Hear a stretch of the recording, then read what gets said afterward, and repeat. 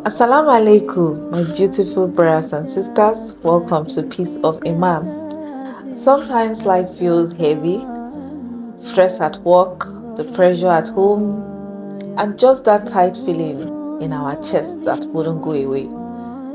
We all want peace, but usually we wait for the storm to end before we feel calm.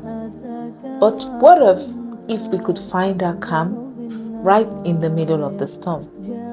Today, let's talk about how to find that ease, just like our beloved Prophet Muhammad, peace be unto him.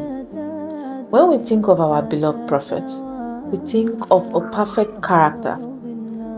But do we remember his storms? Think about the day of Taif. He went there looking for support. He was looking for hope. Instead, he was rejected, not only rejected, they threw stones at him until his shoes were filled with blood. He was chased out of the city, humiliated and hurt. That is a storm. That is his own storm. What if that happened to you or me? We would get angry naturally. We might scream. We might want revenge. But when the angel appeared to our beloved prophet in the mountain, and they came to him and offered to crush the whole town that hurt him, what did he do? He did not panic. He was not filled with rage. He found a quiet garden. He sat down and he spoke to Allah. He said, "If you are not angry with me, then I do not care." That's true tranquility. It wasn't about the storm ending.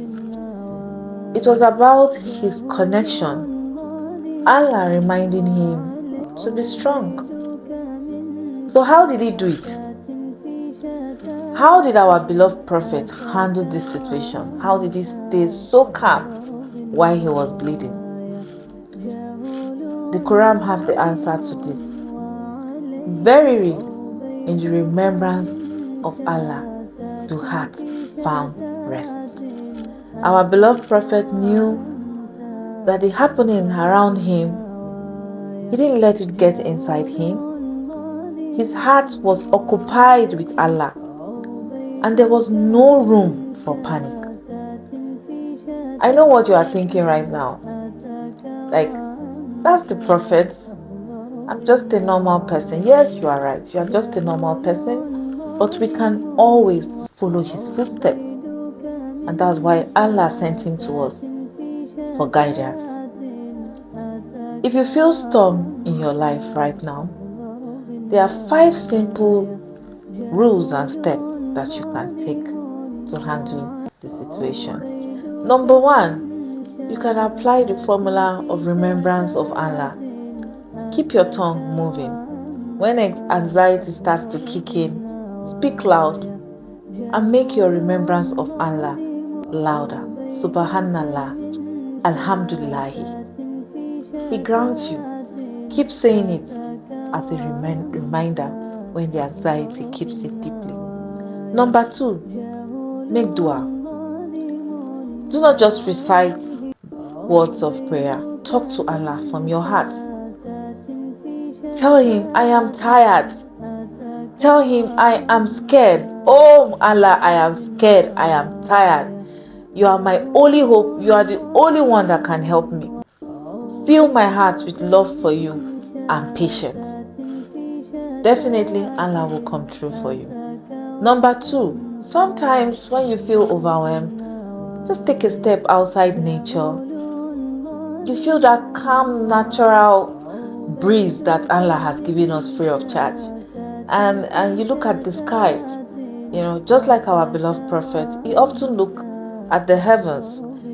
It reminds you that your problems are too small compared to the Creator, who is great.